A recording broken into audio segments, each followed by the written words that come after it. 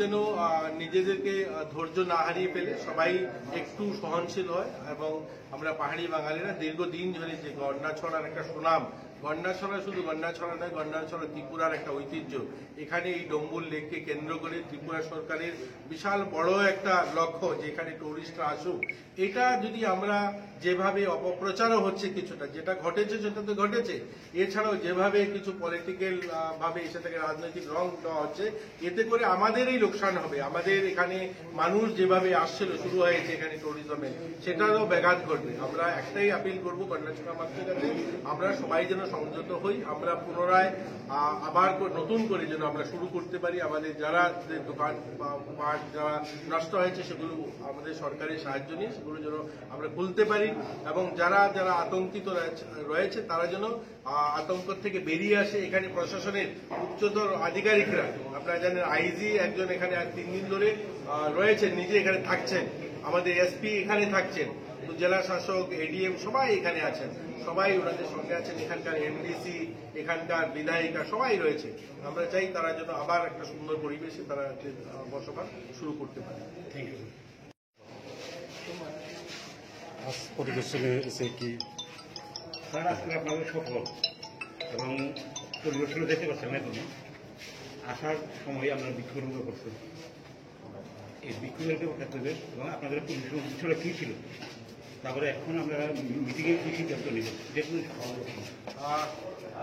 দেখুন, মিডিয়া বন্ধু যারা আছেন আপনাদের তো বলতে কোনো দ্বিধা নেই, এটা বিক্ষোভ ঠিক নয়, এটা মানুষের এই আজ 3 দিন ধরে যেভাবে রাস্তায় মানুষ আছে তাদের এটা খুব বহিঃপ্রকাশ তাদের।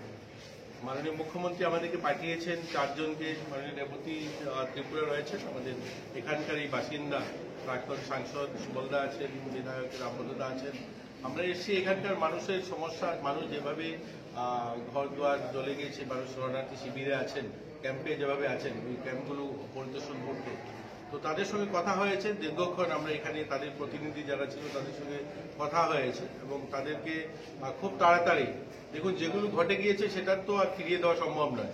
যে বাড়িতে গাভী জ্বলে গিয়েছে সেই গাভী তো আর ফিরিয়ে দেওয়া সম্ভব নয়, কিন্তু তারা যেন পুনরায় দাঁড়াতে পারে, পুনরায় তাদের বাড়িতে বসবাস শুরু করতে পারে, তার যা যা প্রয়োজনীয় ব্যবস্থা সরকার সেটা নেবে। মাননীয় মুখ্যমন্ত্রী নির্দেশ দিয়েছেন, কালকেও এখানকার জেলা শাসক এসছেন, দেখেছেন, রেভিনিউ ডিপার্টমেন্টের এরা অ্যাসেসমেন্ট করছেন। তাদের যে আর্থিক সাহায্য সেটা আমরা বলেছি 2 দিনের মধ্যে যেন তাদেরকে কমসে কম 25% পয়সা যেন তাদেরকে দিয়ে দেওয়া হয়, এবং বাকিটা যেন খুব তাড়াতাড়ি শীঘ্রই 2-4 দিনের মধ্যে পেতে পারে, সেই ব্যবস্থা করা এবং তাদেরকে সুরক্ষার ব্যবস্থা করা। বাজারটা যেন খোলা যায়, এখানকার বিধায়িকা যিনি আছেন ওনার সঙ্গে কথা হয়েছে, নন্দিতাদির সঙ্গে কথা হয়েছে, তো সবাই মিলে সবাই প্রয়াস, এখানে পাহাড়ি বাঙালি আমরা সবাই যেভাবে দীর্ঘদিন ধরে আমরা আছি সেভাবে যেন পুনরায় আমরা বসবাস করতে পারি, পুনরায় বাজারটা শুরু হতে পারি, তার জন্য যা যা ব্যবস্থা করার সেই ব্যবস্থা নেওয়ার জন্যই আজকে মিটিংয়ে আলোচনা হয়েছে।